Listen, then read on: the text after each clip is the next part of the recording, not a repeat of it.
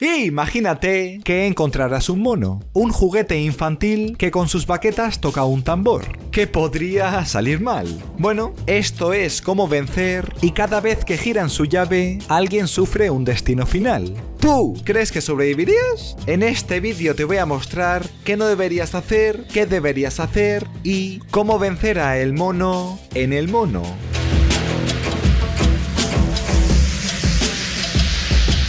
Esta es la historia del capitán, que entra en una tienda porque quiere devolver este juguete que compró, ya que el mono cuando con sus baquetas toca el tambor, alguien muere. Y eso mismo ocurre. El juguete se activa, una rata mordisquea una cuerda, dispara un arpón y atraviesa el estómago del dependiente, le saca el intestino. Por eso, asustado, el capitán agarra un lanzallamas de esa tienda y fuera prende fuego al mono y lo derrite. Vale. Y esto ocurre porque el mono tenía uno de sus brazos levantado. Simplemente bajándolo a la altura del tambor no habría podido tocarlo y nadie habría muerto, a no ser que alguien lo accionara con su llave. Pero bueno, independientemente de eso, como esta tienda era una casa de empeños, en vez de devolverlo, lo que debería haber hecho el capitán para deshacerse del mono era empeñarlo, aceptar cualquier cantidad de dinero porque es un juguete asesino y que el dueño se lo hubiera quedado, que no pudiera ser el destino final de su familia, ya que esta también es la historia de Hal y Bill, dos hermanos gemelos que son los hijos del capitán y que este padre les abandonó, les dejó su uniforme, otras pertenencias y la más importante, el mono organillero, uno que los hermanos sacan de su caja y giran la llave que hay en la espalda del juguete.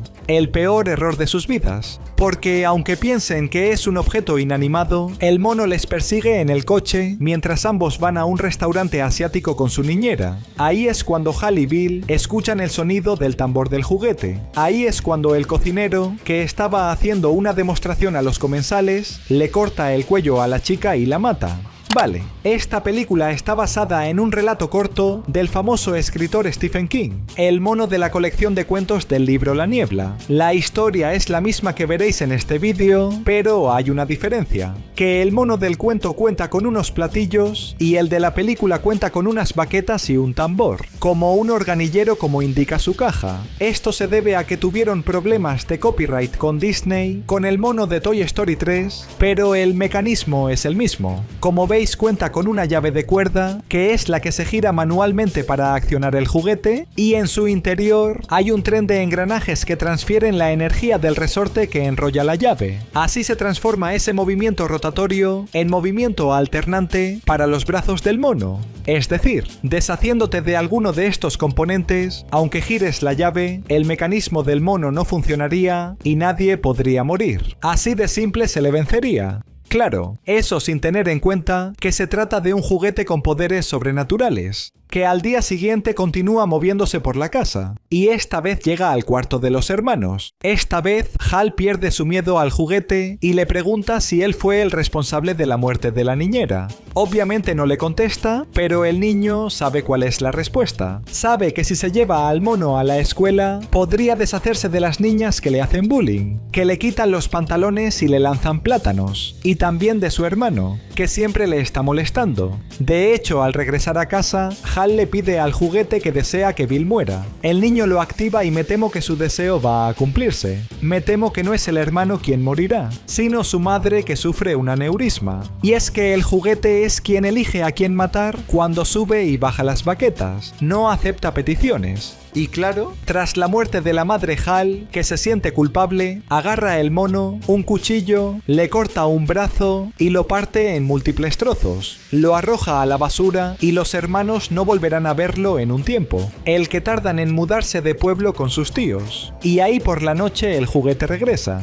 algo que Hal no entiende porque lo hizo pedazos, igual que tampoco entienden cómo es posible que asesine a personas, no a quienes giran su llave y lo activan, sino a quienes el mono elige, como esta vez su tío, que lo aplasta una estampida de caballos salvajes mientras acampaba. Una muerte que confirma a Hal y Bill que el mono es el responsable de los asesinatos, y por eso lo guardan en su caja y lo arrojan a un profundo pozo. Vale. Como he mencionado antes, y como acabáis de comprobar, el mono es un juguete que ha sido poseído. Y es que hace muchos años, una medium llevó a cabo una sesión de espiritismo con un tablero Ouija, y un demonio se apoderó del mono. Por eso destrozarlo no funciona para derrotarle como intenta Hal. Si es destruido siempre renace, ya que el mono, como indica el libro, fue creado en Hong Kong, país donde existe una leyenda urbana donde una familia compró este juguete, provocó la muerte del padre, y a los años, cuando el mono volvió a atormentarles, llamaron a un sacerdote para que lo rociara con agua bendita y lo encerró en una caja hecha con material de la capilla de una iglesia.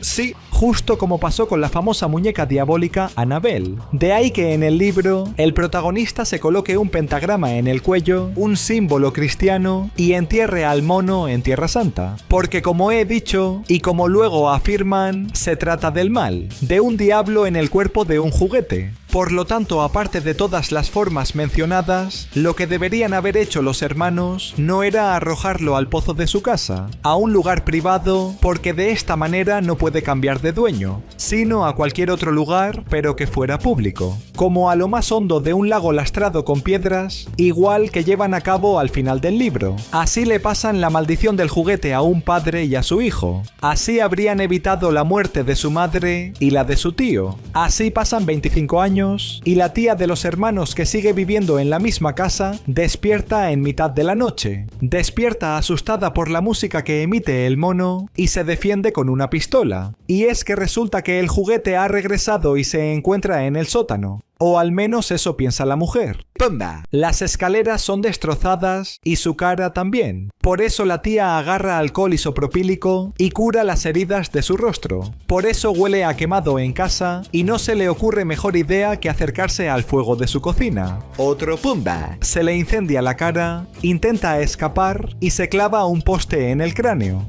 Vale. Obviamente cualquier persona con uso de razón sabe que la reacción de alcohol con fuego es una de combustión que libera energía en forma de calor y luz. Así que esta muerte era muy evitable. Igual que era evitable que el mono regresara, bien obligándole a que cambiara de dueño, como he mencionado antes, o bien quedándote con el juguete para impedir más asesinatos, ya que aunque si te deshaces de él, siempre vuelve, tarda en hacerlo un periodo de tiempo considerable. En el libro también lo arrojan al pozo, como ocurre en la película, y regresa a los 20 años, guardan al mono en su maleta bajo llave, y aparece al año, y se lo lleva a un trapero contratado por la familia, y vuelve a los 3 meses. Vuelve siempre ante los ojos de los hermanos, en su casa, en el dormitorio, en la repisa de ese cuarto, en la cama, etc.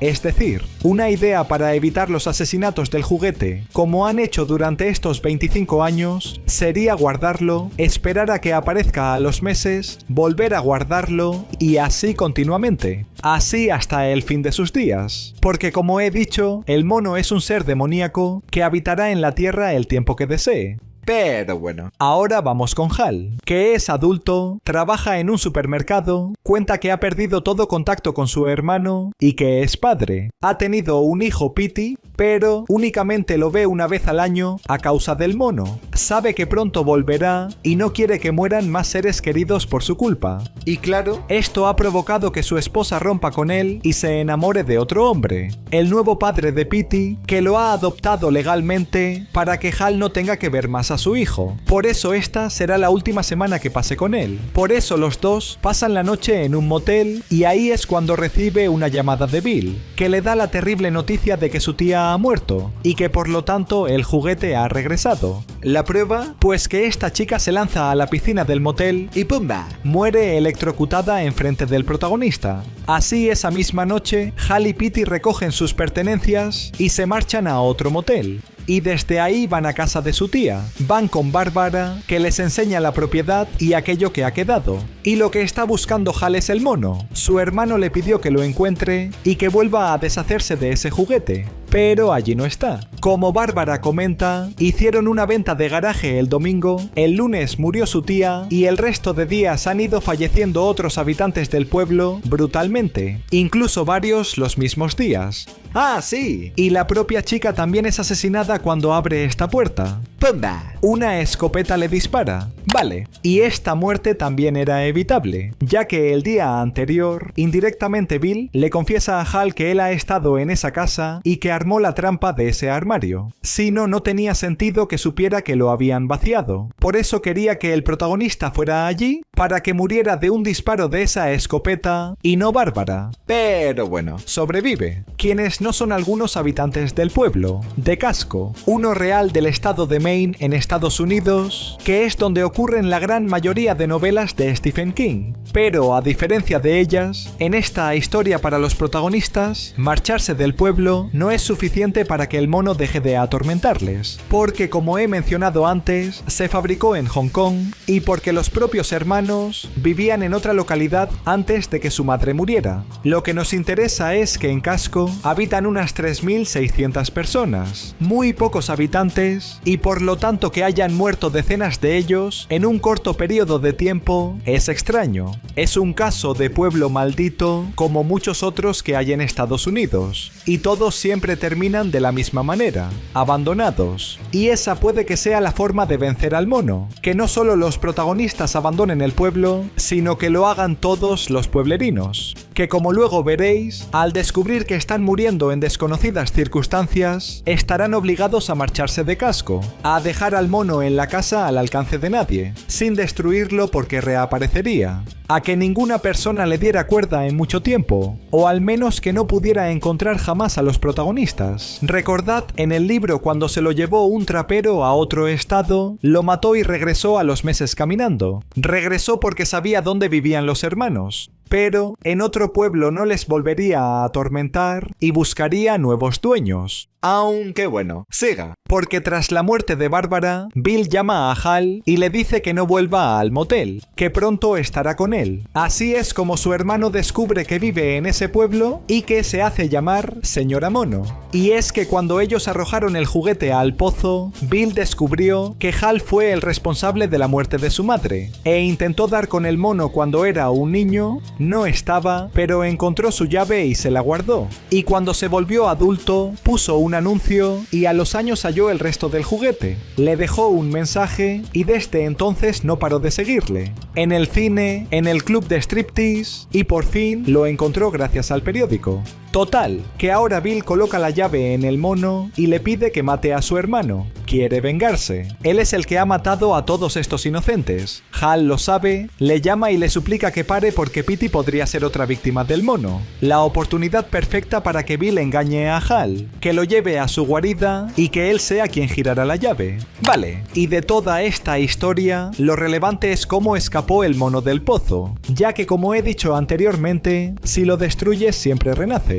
Pero en esta ocasión lo arrojaron dentro de su caja y estaba intacto. Y claro, aunque se trate de un juguete sobrenatural poseído por una entidad demoníaca, está demostrado que únicamente puede moverse caminando con sus dos patas de juguete, que no pudo salir del pozo escalando, flotando o teletransportándose. Por eso existe la teoría de que el diablo que lo posee a veces se manifiesta en el mundo de los humanos para ayudarle con sus muertes. Para preparar todo lo necesario para que las víctimas del mono mueran en extrañas condiciones, o directamente las asesine. Así que una forma de derrotar al malo malísimo sería acabar con el demonio, porque al humanizarse se rige por las reglas físicas de la Tierra. Lo que quiere decir que cualquier forma de matar a un humano sería factible para matar al ser demoníaco, para que abandone el juguete, el recipiente y busque otro. Lo sé, un plan bastante rebuscado, pero que al tratarse de un mono que sigue la trama de Destino Final, no sería tan descabellado. Y esto nos lleva con Ricky, un chico que fue contratado por Bill para encontrar al mono, lo consiguió en la venta de garaje y luego se lo vendió al protagonista. Pero claro, el juguete le recuerda a su padre que le abandonó, le suplica a Bill que se lo devuelva, y él se niega. Por eso, como conoce la localización de Hal, se viste con el uniforme de policía de su padre y le hace una visita en el motel. A punta de pistola, Ricky obliga a los dos a marcharse y a acompañarle a la guarida de Bill. Quiere que Petey entre y le consiga el mono, un juguete malvado que él desconocía, pero que ahora que conoce su existencia, su padre le pide que no gire la llave de su espalda bajo ninguna circunstancia. Así que con esa información, el adolescente se adentra en la casa de Hal y nada más llegar descubre que está llena de trampas, que tiene que evitarlas si no quiere ser brutalmente asesinado. Y lo logra. Logra enfrentarse cara a cara con su tío y el mono. Ahí Bill le dice que ese juguete era de su abuelo, que está atascado, y le pide que gire la llave porque es algo que han hecho los hombres de esa familia durante generaciones. Una excusa para que lo haga. Y lo hace. Así el juguete levanta sus baquetas y toca el tambor. Así es como provoca que en el coche Ricky dispare, atraviese el parabrisas y el tiro alcance este panal de abejas. ¡Pumba! Aparecen miles y todas acaban en la boca de Ricky. Vale, vamos por partes. Primero, si alguien toca a tu puerta afirmando que es un agente de policía, aunque lleve un arma, en la mayoría de países legalmente no estás obligado a abrir, ni a pesar de que te muestre su placa policial. Y menos si su flequillo cuelga sobre la frente debajo de la gorra, porque en muchos estados es una norma que debe seguir cualquier oficial. Y todo esto lo ve el protagonista a través de la mirilla de la puerta. Y llegando a esta conclusión, Ricky no habría secuestrado a Hal y a Petey y por lo tanto no habría muerto. Segundo, como Ricky comenta, su padre le abandonó, igual que ocurrió con Hal y Bill. Por lo tanto, el protagonista podría haberle dicho que ambos sufrieron el mismo trauma familiar, que ambos querían lo mismo, que Bill no tuviera el juguete y los dos podrían haberse enfrentado al hermano malvado. Conjuntamente podrían haberle arrebatado al mono. Y tercero, para evitar su muerte, simplemente lo que debería haberle pedido a Hal es que moviera el coche unos metros a la derecha, alejado del panal de abejas. Pero no, porque tras la muerte de Ricky, Hal aprovecha para salir del coche y buscar a Petey, que al negarse a girar la llave del mono una segunda vez, Bill le golpea y le quita el juguete. Le obliga a tocar el tambor para que mate a su hermano, pero el mono lo impide. Cuenta con una fuerza sobrehumana. ¡Pumba! Los dos caen al suelo, y desde ahí el juguete toca su tambor. Lo toca en tantas ocasiones que causa la muerte de la mitad de los habitantes del pueblo. La mitad menos Petey y Hal, que enfadado le pregunta por qué quiere matarlo. Quiere porque él fue el responsable del asesinato de su madre, y quien casi mata a Hal también. Por eso Bill ha estado girando la llave estos días pensando en su hermano. Pero, como el mono no acepta peticiones, por el contrario han muerto personas inocentes. Total, que los dos hacen las paces porque ambos sufrieron la muerte de su madre, vuelven a considerarse como hermanos y final feliz, ¿no? No, ¡pumba! El mono baja la baqueta, activa una de las trampas de Bill y un cañón le arranca la cabeza. Vale, una muerte inútil, ya que como habéis visto durante la película, las muertes son extremadamente ilógicas. Todas menos la de la madre de los hermanos, que muere a causa de una aneurisma cerebral. Es decir, la venganza de Bill sobre Hal no tenía sentido porque él no fue el responsable del fallecimiento de su madre, sino que como ocurre con una de 10.000 personas al año en Estados Unidos, esta mujer sufrió una enfermedad cerebrovascular, en la cual una debilidad en la pared de una arteria o vena ocasiona una dilatación de un segmento localizado en la pared del vaso sanguíneo. Por lo tanto, al descubrir que su hermano era quien estaba matando inocentes, lo que debería haber hecho el protagonista era demostrarle con pruebas que su madre no murió a causa del mono, sino que al girar su llave otra persona fue elegida, que como él mismo observó, padeció una embolia, que si Bill no se hubiera referido al mono como un juguete, igual que evitan hacerlos el resto de protagonistas durante la película, porque en el libro habla y deja claro que se trata de un muñeco de cuerda, posiblemente habría sobrevivido. Eso, o, en vez de intentar detener al mono agarrando sus baquetas, haber colocado una mano sobre el tambor para impedir que lo tocara y evitar sus consecuentes muertes, como también ocurre en el relato. Pero bueno, siga, porque tras la muerte de Bill, Hal y Petey regresan a casa mientras observan la matanza del pueblo. Observan todas las muertes de inocentes que ha causado el mono y por eso van a quedárselo y cuidar de él. Van a evitar que nadie más gire su llave y toque su tambor. Y, tambormente, esta película ha sido vencida. Esto ha sido el mono. Seguro que ya sabes cómo vencer a el mono. Si has llegado hasta aquí, dale like, suscríbete y ponme recomendaciones en los comentarios. En el próximo vídeo más, pero no mejor, porque eso es imposible. ¡Venga!